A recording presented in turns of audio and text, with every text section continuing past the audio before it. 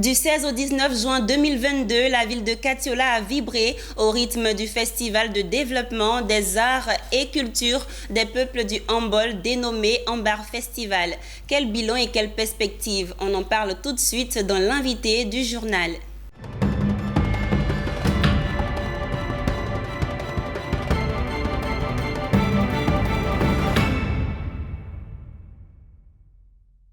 De retour sur le plateau, nous sommes en compagnie du commissaire général du Ambar Festival. Il s'agit de M. Sungari Kone. Bienvenue.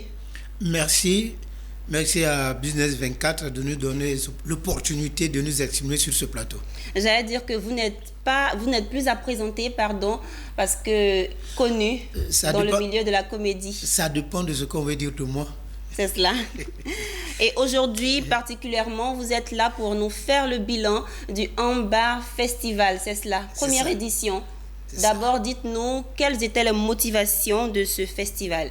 Ambar Festival, c'est le festival de développement des arts et cultures des peuples du Hambol. C'est cela. Alors, la région du Hambol fait partie des 31 régions de la Côte d'Ivoire.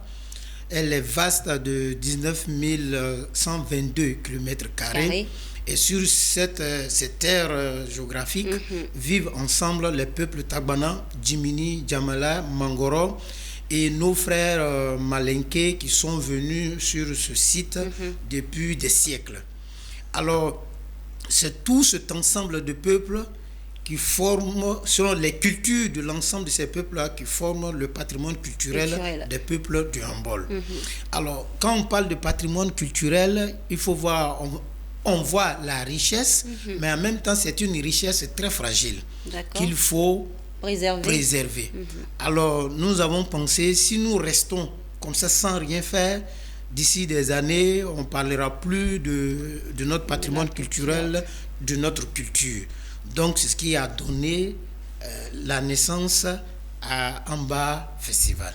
Bienvenue donc à Ambar Festival. Merci. Et comme je le disais, c'est la première édition. Quelle était la particularité? Première édition, il faut remercier le comité d'organisation.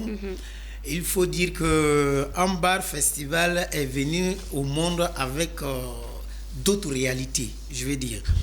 Alors, pour une première édition, le festival s'est déjà internationalisé. Alors, nous avons enregistré des festivaliers venus du Ghana au nombre de 370 personnes, dont 4 chefs traditionnels. C'est du jamais vu. C'est du jamais vu. Alors, ce peuple du Ghana, qui est aussi originaire de la région du Hambol, a voulu vraiment renouer le contact avec les terres de leurs ancêtres. Mais eux, ils cherchaient une occasion. Et Ambar Festival leur a donné cette occasion-là.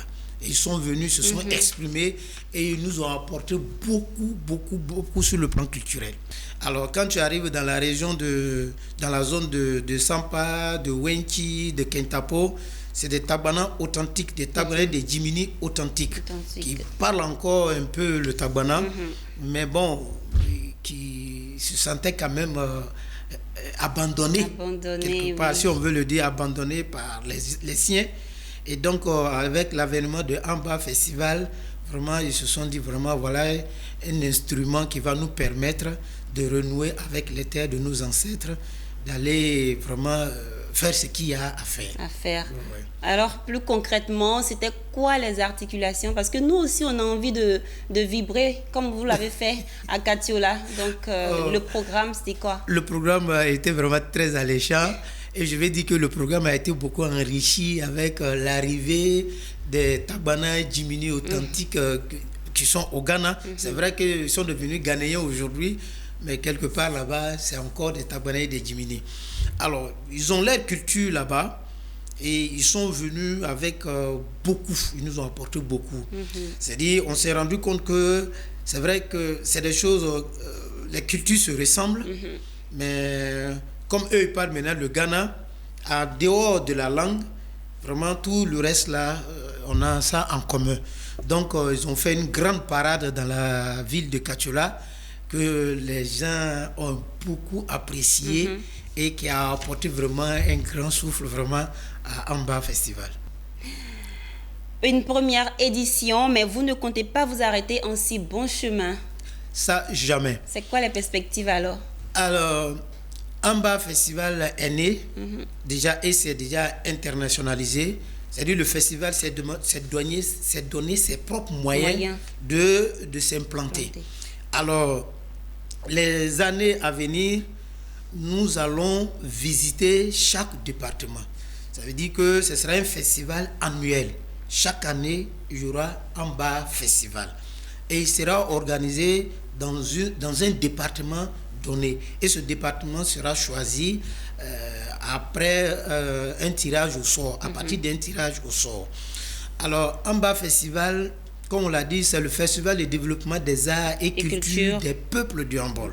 Et ce peuple du Hambol-là a besoin de se parler, a besoin de sauver encore ce que nous n'avons pas encore perdu, qui est notre identité culturelle. Bien compris, hein? Ouais.